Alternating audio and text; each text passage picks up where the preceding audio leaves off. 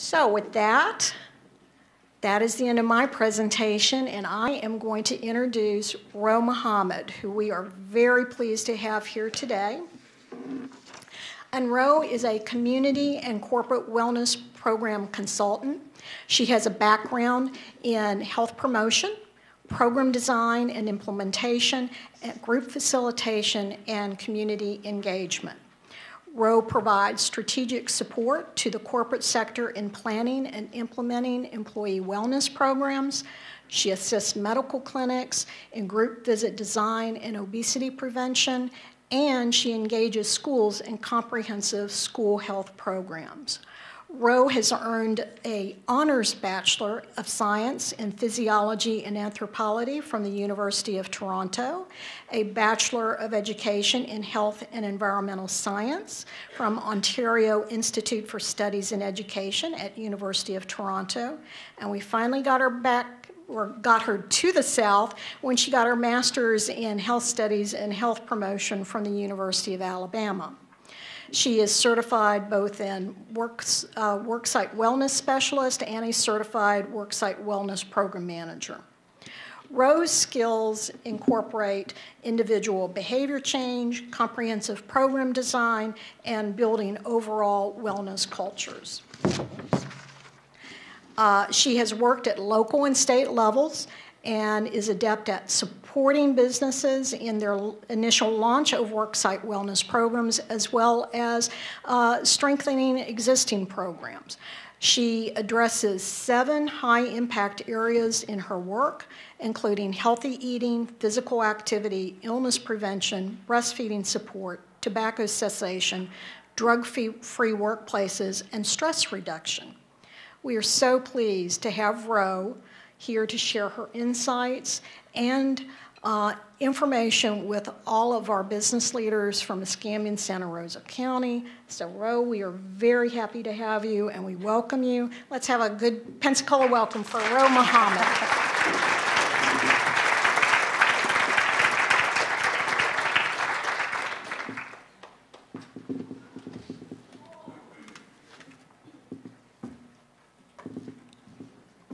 My father would say all those degrees are a waste of money, considering the money I make and the amount of money that was put into those degrees. That's all right. If you see me shaking up here, I'm not having a seizure.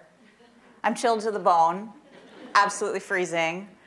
It's such a pleasure to be here. I love nothing more than to wake up in the morning and be filled with faces and smiles of people, being in a room with people who are forward-thinking about health and wellness. I mean, if you were not forward-thinking, you wouldn't be sitting here today with us. So thank you. It's very exhilarating for me to speak with you and your open minds. I don't know if you opened your packets yet. Some of you have, some of you have not, but there is an article in there called Healthy Workforce 2010 and Beyond. Has anyone had a chance to leaf through it? Give you 30 seconds.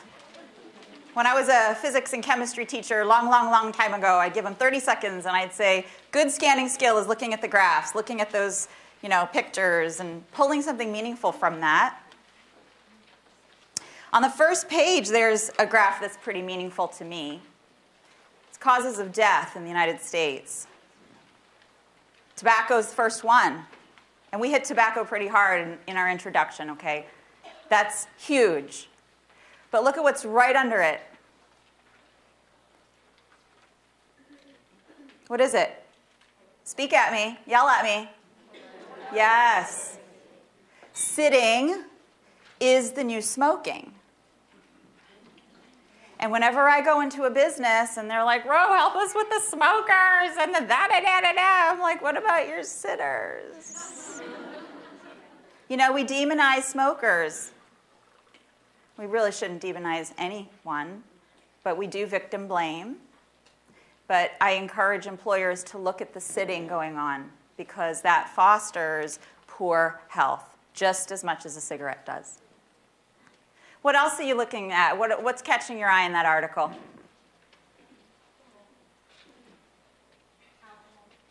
Tell me. Yeah, what about it? Ty. You know why? Because people sit and drink at work? What? They're what? Okay. Where do you work? Woohoo. Yeah, behavioral health, mental health.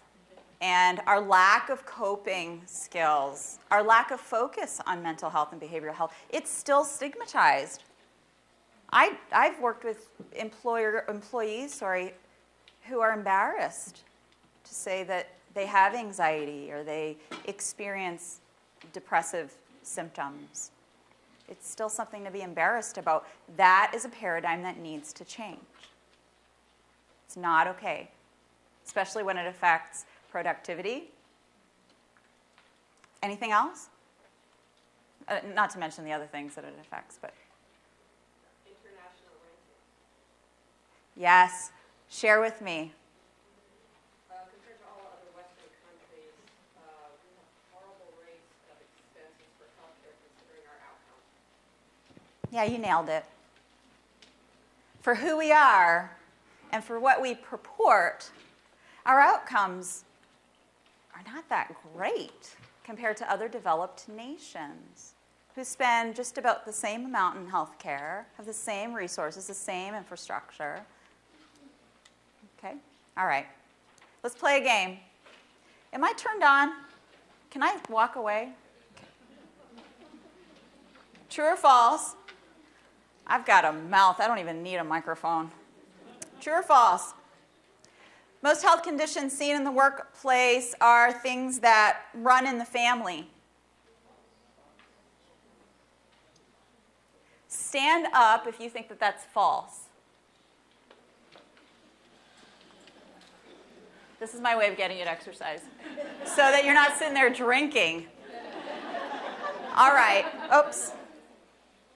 That is false. Most of them are lifestyle-related diseases, okay? And we could say that, heart disease does run in the family, but what we're seeing is heart disease is more, correlates to the lifestyle, the diet, okay? And sometimes how we cook and what we cook, quote unquote, runs in the family. Okay, next one. When planning an employee wellness program, it's important to focus on individual behavior change. If you think that that is true, please stand. That's where it's at for employee wellness, workplace wellness. That is false.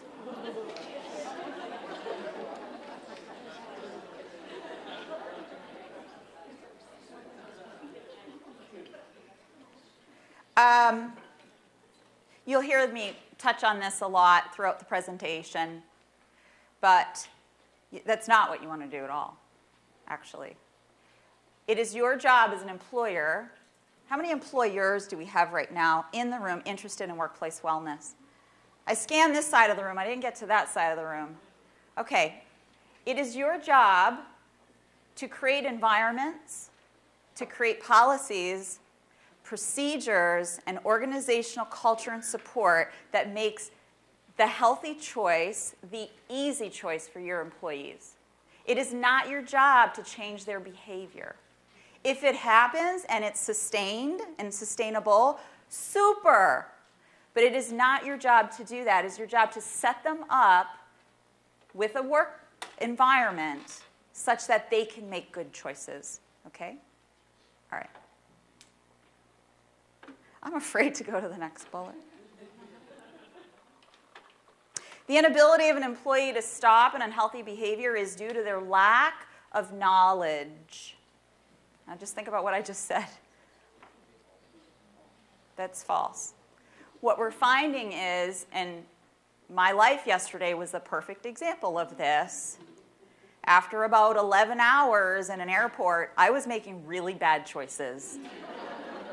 I missed 3 planes I got here strung out, and I was high on processed foods. There's the Canadian coming out in me. Processed foods and caffeine. I was strung out at 11 o'clock on caffeine, and my environment was just not supportive enough. I know better. I'm a wellness consultant. And I was eating garbage for about 6 hours. Workplace wellness is a new concept to small business. Stand up if you think that that is true. Now you're afraid to play.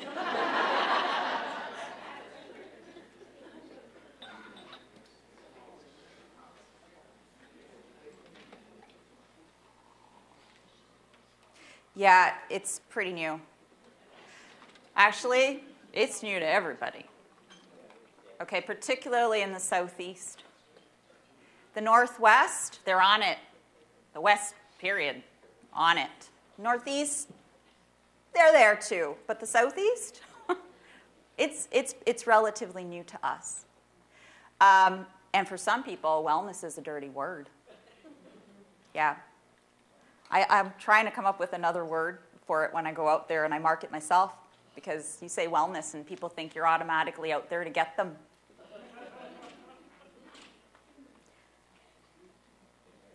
We're going to attempt to do these 5 things today. That's my promise to you.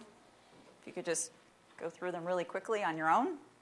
Looking at costs, looking at risk, demographic trends, effective wellness program and what that looks like, best practices, promising practices, evidence-based stuff.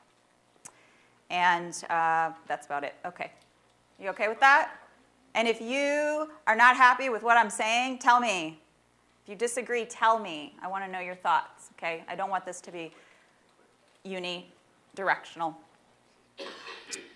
So I ask you,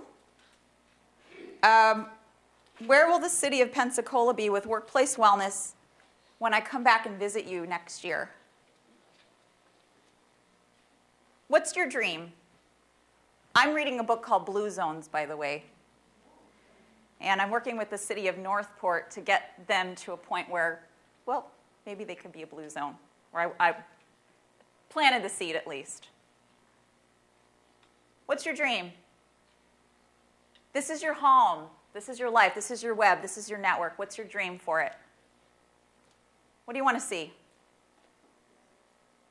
Think big, okay? Think big. What was that?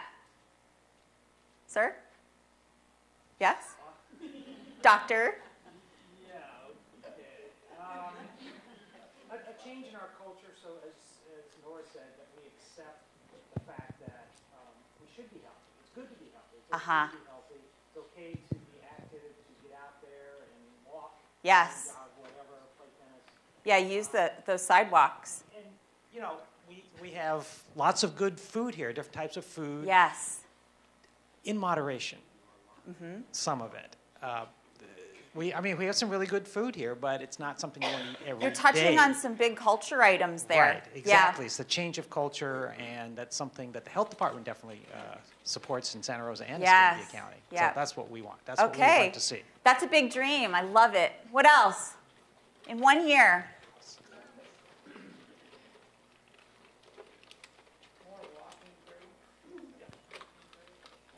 Okay, so change in workplace and organizational culture. Mm-hmm. I go on walking meetings with my staff, and we take the iPhone, and we have voice memos, and away we go. And it's great. It's great to get out. Yes? Thinking about our community, 80% of employers have 50 employees or less. Uh-huh. Yeah, the glut of the businesses here are small businesses. Yes. Yeah. And I would like to see 80% of those businesses by this time next year engaged in this. And workplace wellness. Yes. All right. She has a SMART goal. She put a time. She put a quantity. Awesome. Love it. All right. I'd like to be back in a year and hear that, 100 more businesses have signed that compact. All right. That's my challenge to you. And don't just sign it to sign it. Sign it and do something meaningful with it. And I know you will. Readiness for wellness. How many of you are interested in just starting something? I just want to start something at my workplace. All right. All right. How many of you are engaged? You're looking at the risk factors. You're planning around those risk factors. You're looking at aggregate data, and you want to get involved in a program, or you're already involved in some kind of wellness program. You have a wellness coordinator, maybe. Okay. All right. That's okay. How many of you are here? You're superstars? You think? All right. Okay. Who? What? Yeah? Yeah? I can't wait to hear. Can't wait. Most of the small businesses I work with are interested, and it's a great place to be. When we talk about human behavior change and that readiness for change and stages of change model and theory, you know, getting to that point where we're now thinking about making a change, that's huge. It's a huge step. Okay, so I'm going to talk numbers, but you know we spend a lot on healthcare. I don't have to tell you, in the trillions. But the amount of money that we spend as a nation on direct healthcare costs is about 18% of our GDP, so $3.8 trillion.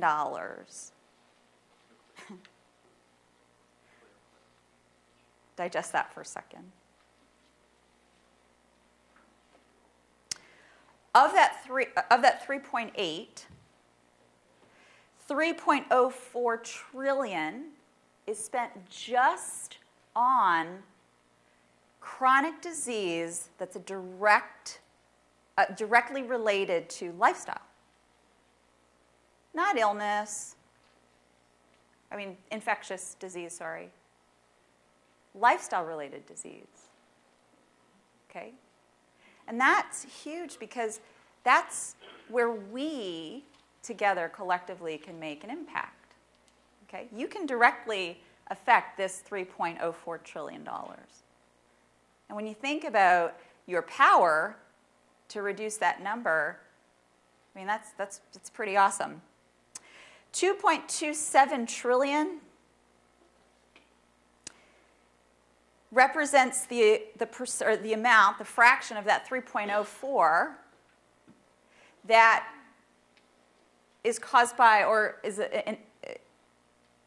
confined to 4 chronic conditions, and those are the 4 that are represented in that 2.27 trillion, okay? Cardiovascular disease, you know what they are, cancer, diabetes, and obesity. And that really should say overweight obesity, okay? Now, I had a conversation with a woman in Manatee County last week, and she said, Ro, you know, when I started working for this public employer, I was young and I was fit and I was healthy and then in 20 years, think about how long you've been doing the work you do. In just 2 decades, I am now obese, I have diabetes, I have hypertension, I have musculoskeletal issues in just 20 years on the job. And I said, honey, right now we're seeing it happen in just 10 years. The impact of our work life on our health. How many hours do you spend at work? For me, it's like 12. You know, I'm sitting in front, I have a standing desk, but I'm at work for that amount of time. It would be nice to know that that environment was supporting me in some way so that my risk didn't go from low as a young woman to high risk in just 10 years. That's unacceptable. And 25% is the growth in chronic disease-related conditions on our young workforce. Think about the average age of your workforce and keeping them at that low-risk profile. We're going to talk about how much money you're going to save if you keep a low-risk employee low risk instead of, not addressing their issues and then watching that risk migrate to moderate or high. Do you have any questions? Gosh, you're so well behaved. Sir. What's the difference between lifestyle behaviors and behavioral health? Oh, so a lifestyle-related chronic disease is a disease that is influenced by your personal choice, okay? So overweight, obese, that is influenced by the choices I make, my lifestyle. Now, behavioral health and mental health is a realm of conditions that encompass, let's say, depression and anxiety and stress and that kind of thing. I think they're two different realms. So can you ask the question in another way, and maybe I can address it more efficiently for you? What you described as the lifestyle choices having to do what I choose to eat is my behavior. It's my choices and my behavior. And I'm just, in my own mind, it just seems to me that in order for us to really advance, we've got to combine primary health care, behavioral health care, and social services together to holistically reach the person, right? Okay? Yes. And now we're talking about lifestyle, and I'm trying to understand how that relates to my choices and behaviors. Mm-hmm. Can anyone help with the answer? Anyone? I'll take a stab at it. Good. I think, really, good to see you, by the way. All right. Well, like she said, behavioral, the first part, the behavioral stuff, the behaviors, those are sort of like the action things that you do that then make you more likely to come up with those health events. Whereas behavior health, right? That's a state of, right? That's a state. One is it's a process, one is a state. And I think, behavioral health does, I think it's just semantics at this point and the way we're using the language. But, sir, I think, behavioral health does impact that lifestyle. And we can't think of them in silos. It really does need to be an integrated, holistic approach to lifestyle, chronic disease, and what we're talking about today. So that $3.08 trillion we had just touched on is really just direct healthcare costs. So doctor's visits, pharmaceutical care, that kind of thing. But what impacts you, in addition to those direct costs, are the indirect costs to business. And that really is where this presentation is going to go for the next 10 or 15 minutes or so. So the indirect costs to you, to our businesses here in Pensacola, is it the greater city? Greater Pensacola area, are things like absenteeism, presenteeism. Do you know what presenteeism is? Raise your hand if you're not quite sure the difference between absenteeism and presenteeism. That's okay. Absenteeism is it impacts your bottom line because people just aren't at work. Okay. Presenteeism is when an employee comes to work and they're just there. They're not engaged. And I tell you, if you have an employee who suffers from depression, they're there. They're religiously there, but they're not engaged, and they're costing you money. If they're operating machinery and they were binge drinking the night before, and they're operating machinery, they're there, but you're seeing presenteeism, okay, because they're probably still drunk. Short and long-term disability, of course, and then your talent base and productivity, okay? Sick employees are costly.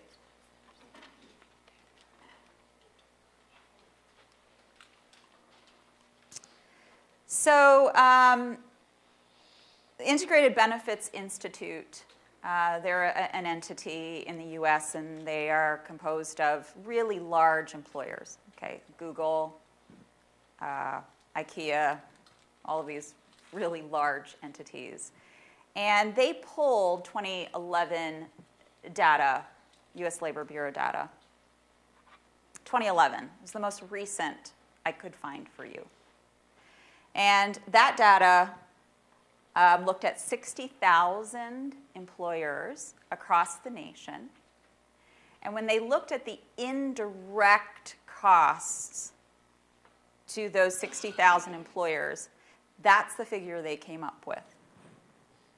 128.3 million, or sorry, $576 billion in lost productivity with that many employees. It's about 9 and change per employer. It's a lot of money. And these were small, medium, and large businesses. So in terms of weighting it, I mean, I couldn't help you there. But look them up.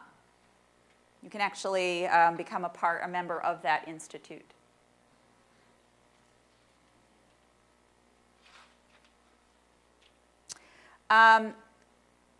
So I'd like to talk about our approach in the workplace, because we're very reactive. There's a story, the National Wellness Institute told this story, and I love it, so I'm going to share it with you. But there's a fisherman on the edge of a riverbank, and he's cast his line, and he sees this man flailing, around in the water, and he came from upstream. And so he throws his fishing rod aside, and he jumps in the river, and he saves the man. Gets back out, says goodbye to that man, starts fishing again, and then there's another flailing man coming downriver. And he does this over and over and over again. And that's really our approach to health in this country, isn't it? Downriver. What should we do? What should we be doing? Upstream approach, yeah. So the essential questions we need to be asking, we're not asking. And the essential approaches, we're not doing it. And we're definitely not doing it in the workplace. Oh, dear.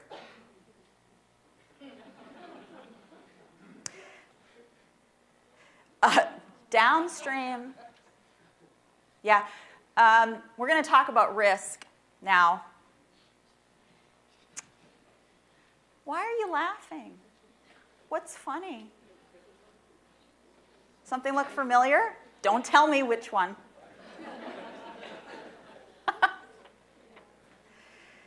We've got poor choices with our eating. We've got sedentary behaviors, over-reliance on pharmaceuticals. We've got a woman who probably isn't getting adequate amounts of sleep, which impacts productivity at work, and that presenteeism we're talking about.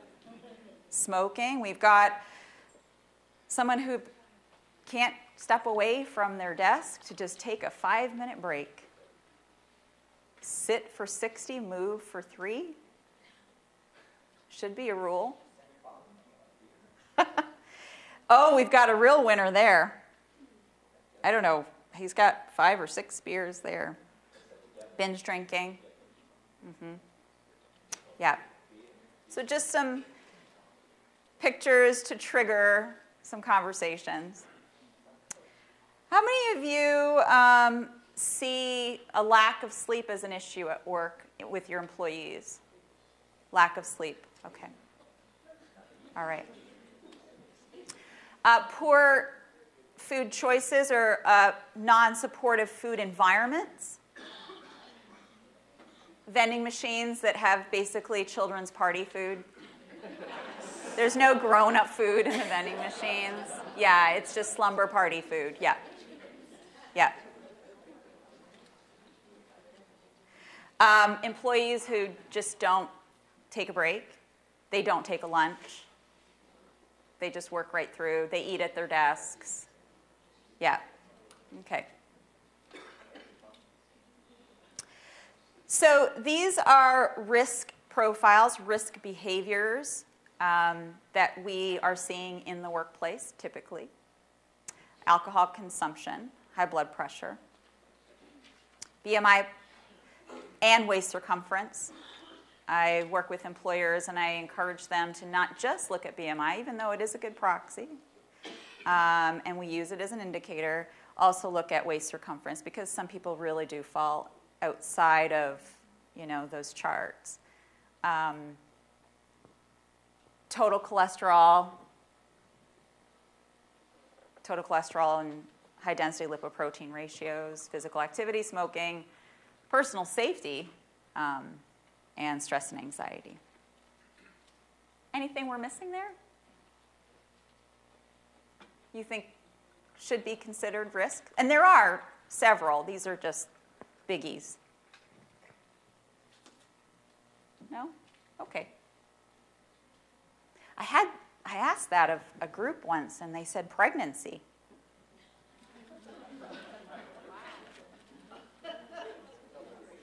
I'll just leave that one.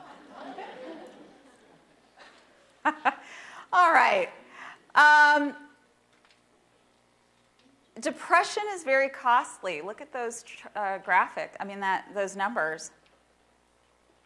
And depression paired with stress has a huge impact on your bottom line. Remember, we're talking absenteeism, presenteeism, workers' comp, and that kind of thing. Huge impact.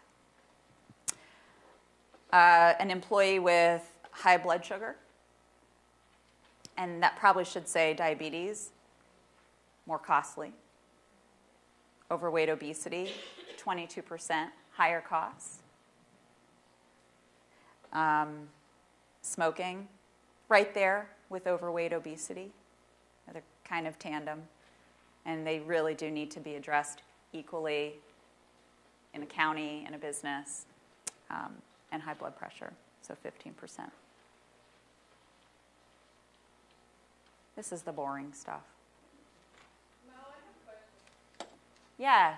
My question is, with the top 60%, is there a correlation that has been done with alcohol or other substances used to mask the depression?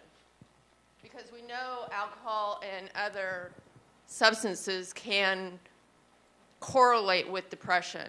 And so is any of that considered in that 60%? I'm sure it is. I'm sure it is, and I can look that up for you and follow up with you on that. Yeah, I would bet. Okay, thank you. Yeah. I will definitely get back to you on that. Touch base with me, please, before you leave. What's your name? Denise. And what organization are you with? I work for CDAC, which is Community Drug and Alcohol Counseling. Okay, good question. Thank you.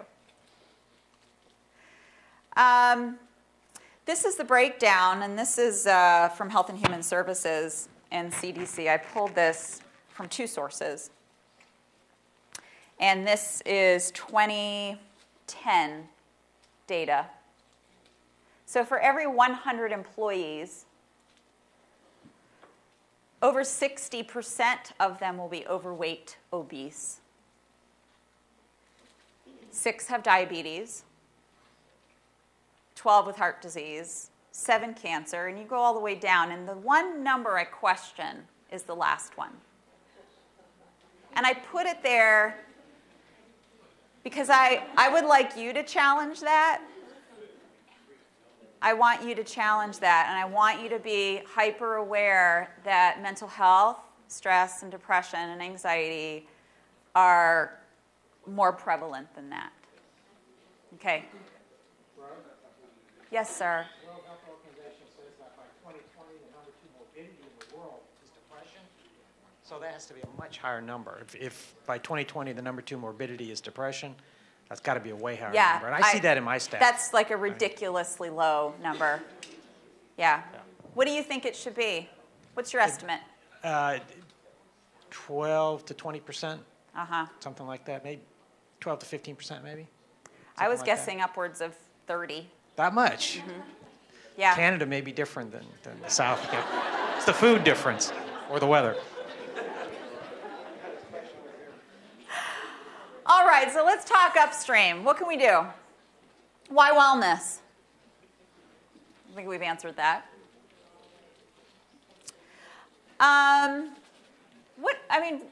Why are you here?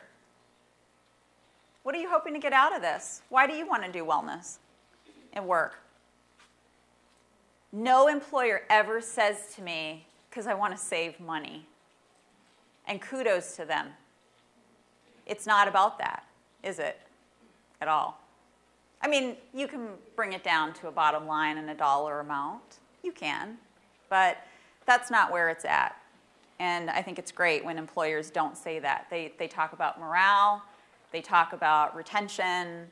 They talk about productivity. But they never really talk about the ROI. And I say, you know, if you put $1 into a wellness program and your return on that investment is $1, what does that mean? It's free. And everyone's happier. That's great for free. Okay? So you're not going to see the 6 to 1 ROI immediately. In fact, you'll actually see a loss if you're a large employer. You'll see a loss in that first year. Okay? And that's okay. We can skip this slide. I'll give you a few minutes just to digest it, giggle about it, get scared. 52% of employees report companies not doing enough for them. Employees want wellness. They do. How many of your employees have asked for a wellness program? Yeah. Okay. Okay, so let's look at risk profiles. In any given business, 60% of your employees are going to be at a low or no risk profile. Okay? And I showed you that chart of risk behaviors and risk profiles. Okay? 30% of them will be at that medium risk, and 10% are going to be your high risk. Per employee per year, when a low-risk employee, because of your efforts, remains low risk, that's roughly the cost per employee per year in savings. Not cost. That's your savings.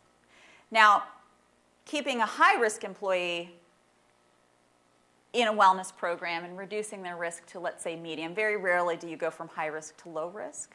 We don't see that too often. We see high to medium or just maintenance.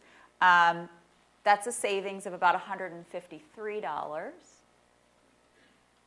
Some sources are $170, $180. But what's the moral of this story? Yeah, focus in on that, keeping them healthy, that upstream.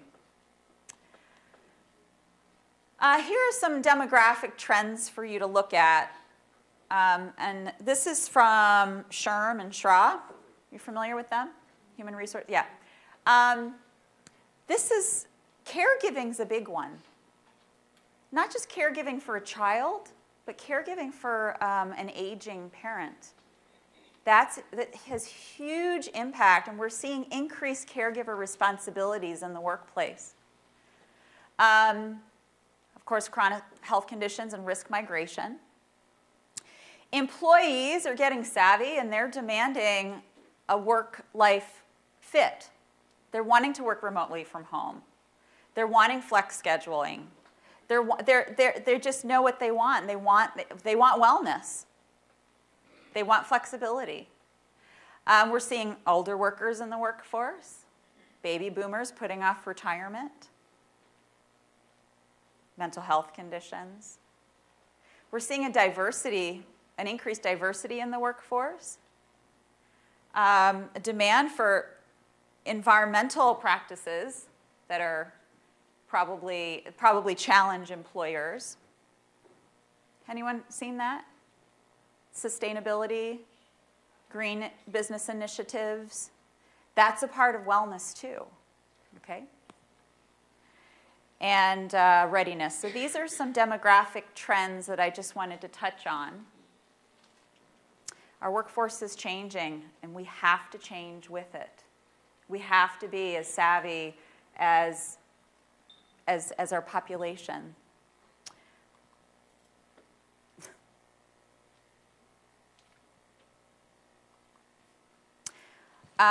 Let's talk about how you can get started. Okay, what's my time like?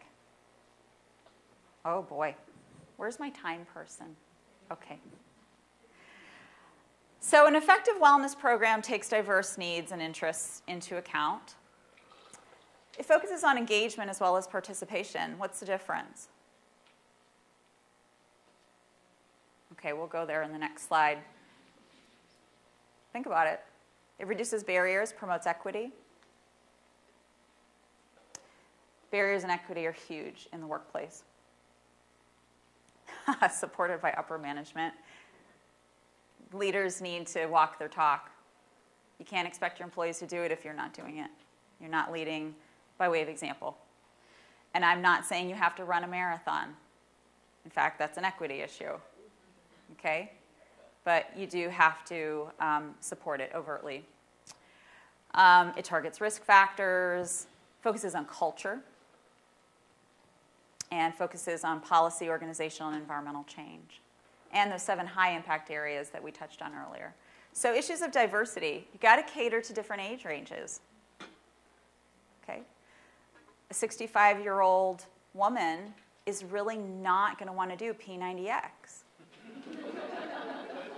They come to me, they're like, Ro, all we're doing is P90X and Zumba, and I don't want to move my body like that. And I'm like, you really shouldn't have to. Let's get you into some restorative yoga. Think about age. Think about culture. I grew up in Toronto, a very diverse community. I grew up in a world where gyms, big gyms, you know, those big factories like Crunch and all those really cool places, they had a pull-out section just for women because some women, culturally, are forbidden to work out with men. And you've seen those machines and the poses that you gotta, it's like demoralizing. Culture. And in some cultures, it's not cool to be little. You know what I'm talking about? You know, yeah, it's like, why would I want to lose that booty? That booty's a great booty. That's not cool. That's wrong. Think about culture. Income differentials. At a business who they got all their employees signed up for a marathon. It was $75 to register. There were a lot of people that was just too cost prohibitive for them to do. And it just was not respective of that differential. Caregiver responsibilities. If I'm running home to take care of my 70-year-old mom, I'm not going to be able to do the classes after work. So think about that. Sex and gender differences. The sexual health needs of a gay man, very different than the sexual health needs of a heterosexual single mother of 4, okay? Very different. Think about those sex and gender differences, please. Participation sounds like this. When are we doing, when are we getting that nutritionist coming in? When are we gonna do the cooking class? That's participation, okay? Engagements, when do we do that again? Okay? All right. You want them engaged.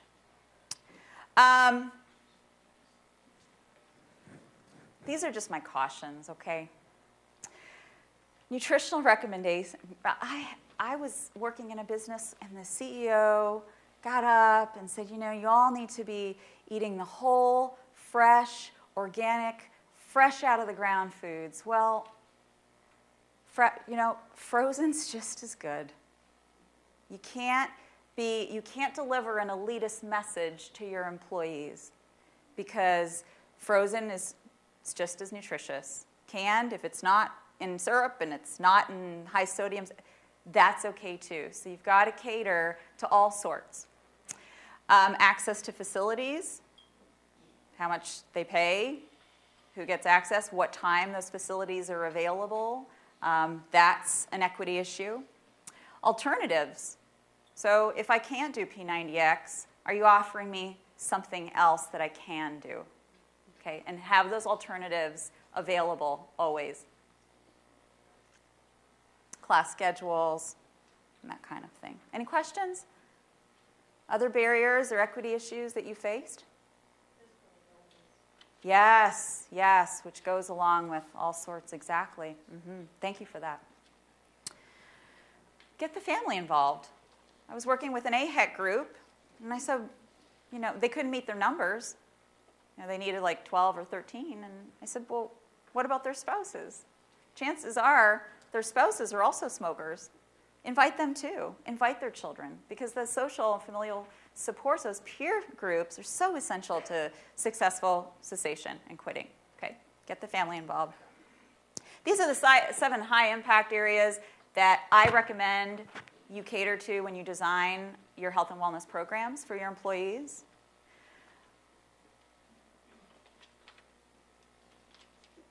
Support for breastfeeding is a high-impact area.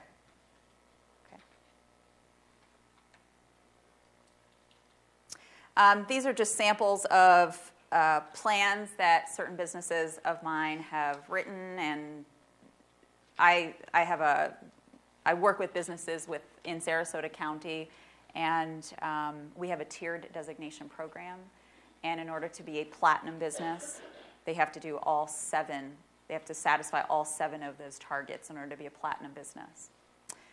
So I just wanted to touch on that. And you have some interesting checklists in this toolkit that I really like too.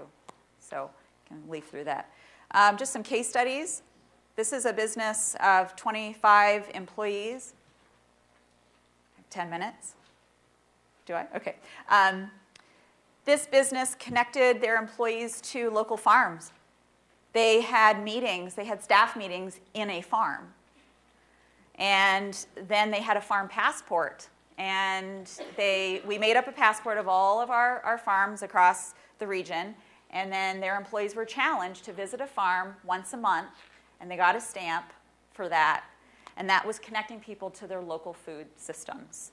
Huge, huge success. And guess what happened? They started buying locally grown food, trying different foods that they'd never tried before, connecting their children to the foods. And they were eating smarter, which is kind of neat. Community engagement. There's a lot of stuff going on in the community that you can engage your employees in for free. It's low cost or no cost. So that was that business. Tidewell Hospice was another business that signed up for the program. Tobacco free, they actually had a differential in their insurance plan so that tobacco users paid, there was a differential in that cost. And they implemented a comprehensive breastfeeding policy. Their breastfeeding policy did not include verbiage on pumping, and after the program, it did. I've worked with businesses who let babies be brought to work for the first 6 months of life, and that was a huge stress reduction on the mother. It was a huge retention piece for the mother, and it just was a win-win. That baby was fed breast milk for the first 6 months. I think they kept the baby in a filing cabinet drawer, but that was okay. City of Northport, worked with the City of Northport on the 5210. 5210 is a healthy lifestyle message, really quickly. It really was tested on ages 5 through 9. But what we found is 5210 works beautifully in the workplace with adults. They love it, and we created a challenge where You know, we challenged employees to eat 5 servings of fruits and vegetables every day, and they got a bracelet to remind them of that goal. And then, you know, 2 employees were wearing a green bracelet together. They got together and they talked about their new recipes, and it was just a great visual reminder, great reinforcement. And I know you had mentioned that 5210 is going to be on the agenda. Pay attention. It's a great, great way to engage employees in healthy living. Clean hands, simple strategies for illness prevention. So my recommendations to you really quickly, I go through this. It sounds like you have the first bullet already down, so we're going to skip that. I think you have the second bullet already down. The tier designation program, when I say tier designation, what we found, or what I've found in my work is if you just have a program, people sign up for the program and then they're done, there's no sustained engagement.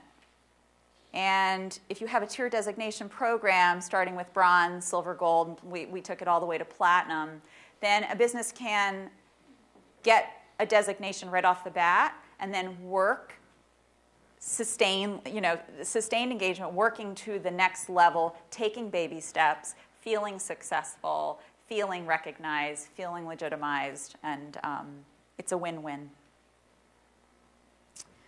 The program that I have, it's, you know, if you can accomplish 1 to 2 of those key benchmarks, those high impact areas, that would be bronze. Another 2 would be silver, another 2 would be gold, and then that 7th one takes them to the platinum level, and that's how we broke it down. For small businesses, fewer than 5, I strongly encourage the chamber or the economic development councils to form an incubator or learning collaborative model. So instead of expecting a mom and pop down at the beach of 2 employees to have a wellness program, put 10 of those small mom and pops together and carry them through a wellness program together, creating a learning collaborative with that group. And then they begin to mentor each other, and they become a cohort in and of themselves of wellness that works. And it's a great model and something that the chambers can really be involved with. Chamber lady, where are you? There you are. What we found is it takes a small business roughly 6 to 8 months to really get something off the ground, so don't rush it. You know, and 8 months is not a rush, but 8 months is just at that cusp of comfortable discomfort, you know, in pushing them forward. And I also recommend recognizing businesses in the community that are doing great things already, and then pushing them to do better things, greater things. Okay, but they need recognition. That's important, especially for a small business. Those press releases and certificates and plaques and all of that. Any questions on this? If you want to talk the incubator model and all of that, I can talk with you about that later on. The businesses I work with, the small businesses in those incubator models, they like their perks. They like that package. And these are some of the things that we offer them. We write press releases for the media, and the chamber gets involved, and they have a big banquet and recognize businesses for doing great things. So there's a lot of publicity, and that is meaningful to small businesses. I think it's meaningful to all businesses. We created an Fresh Bites wellness newsletter, and I would write that newsletter for those small businesses and release it to a listserv so that they didn't have to do that. You know, we did that for them as a benefit for being a part of this program. And it helped. They loved it. Recipes, and the newsletter targeted all 7 of those high-impact areas, and it was quarterly. So it wasn't a huge investment in time, but employees did really appreciate having that newsletter. Because, you know, small businesses don't qualify for wellness programming through their carriers. Okay, like Florida Blue, they don't provide Better You from Blue wellness programs for fewer than 100 employees. So for businesses fewer than 100 employees, there's nothing out there for them. Okay, just know that. There's a huge niche that needs to be filled there. And of course, policy writing. Or tobacco, do you provide signage, free signage for businesses? That was huge for businesses when we were working with them, was where do I get the signs and how much money? And when we said it was free and the policy writing was free, it was like, wow, they got really excited about that. All right, taking you back to your dream. 1 year, I'm coming back. And I expect great things. I know I'm going to see it. Do you have any questions?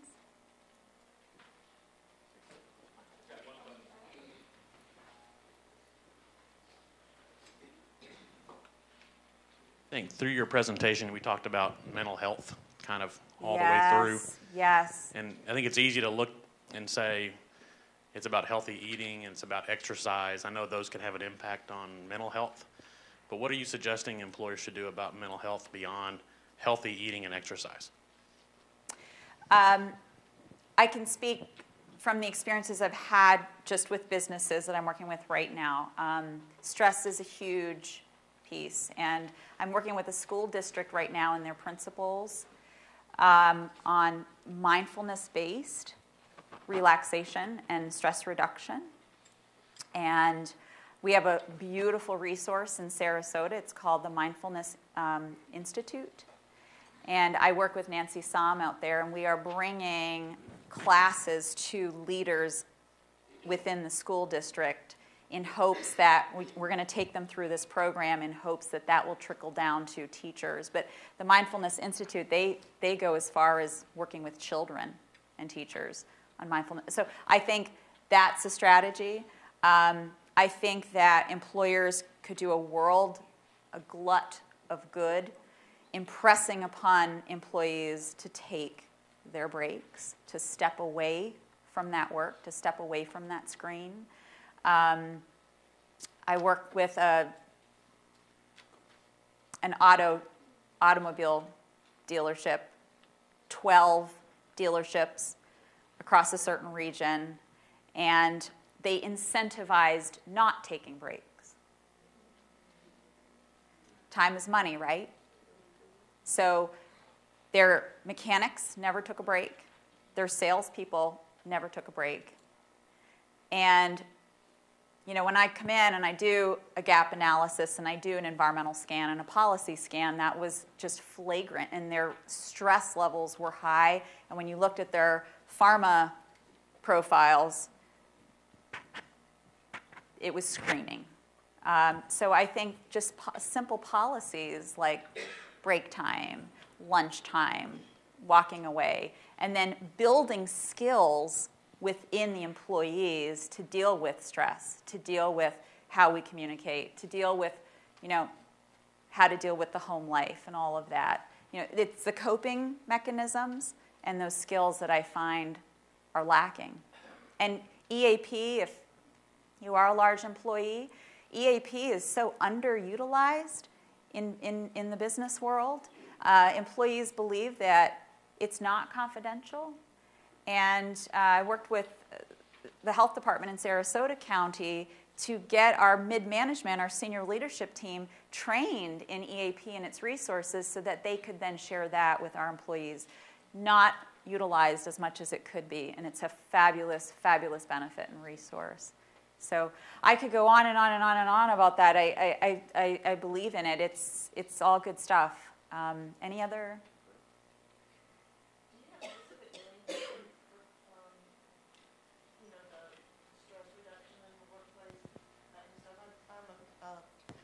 I'm the director of nursing at the jail in Santa Rosa County, and that's obviously a very stressful facility. Yeah. I do have some resources that I can share with you if I can get your information. Okay. The simplest one, and I recommend this actually for all of you who have a smartphone. It's free for 10 days. It's called Headspace. It's an app. And it takes you through a 5 to 7 minute mindfulness-based stress reduction body scan. And you're different afterwards. And it's beautiful, and you can do it, You can run to your car at lunch and sit there and do a body scan, or you can do it at your desk, or you can do it at home. Your children can do it too. And I do, I take the 10 days and I do 1 day for 30 days. So it lasts me a long time. I'm such a cheat. But yeah. Get with you. Okay, I think I've taken up enough time. I'm so sorry. Oh, okay. So more questions, or give me a hard time, please. How do you combat for wellness programs that are often incentivized, tied to the benefits, like a discount on benefits? That's what my company has. So describe it to me. Give me a little bit more. If you earn the 100 wellness points that hit on the 7 areas in the year, you get a 20% discount in the following year on your health insurance premiums. Who do you work for? Nemours. Nemours, yeah. Based out of Jacksonville. And so the message that I hear a lot, the pushback I hear is, this is discriminatory, eventually. What are you asking them to do? Do online stress reduction program, exercise and track, minutes of exercise, or using a pedometer, do challenges, visit their doctor. In order to get that, what is it, $100 credit or $200? It's 20% of their total premium. So, and also, I don't like my workplace, my employer, in my personal business, my personal health business. That mentality is everywhere. It's very common. And I bet you that program's relatively new. Yeah. It's going to take 5, 6 more years to change that culture. It is a health culture piece. And it's going to take a lot of communication, a lot of multiple touch points, hitting multiple audiences and engaging them with things that are meaningful to them. I would bet that the people who are griping are not engaged by some of the things that are being asked of them. It's not meaningful to them. So you need to maybe make a recommendation to expand those 7 things to maybe 10 or 15 and have people choose, because when people feel they have a choice and it's meaningful to them, they're going to be more engaged. But just narrowing it is not the best approach. Yeah.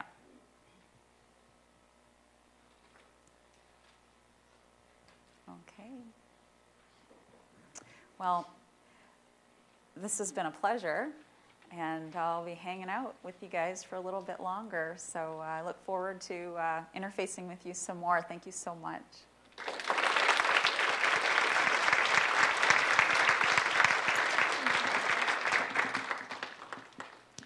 I think Ro helped us realize that there are a lot of different opportunities for businesses to engage in worksite wellness, that it's not one size fits all. And we'll be learning a little bit more about that.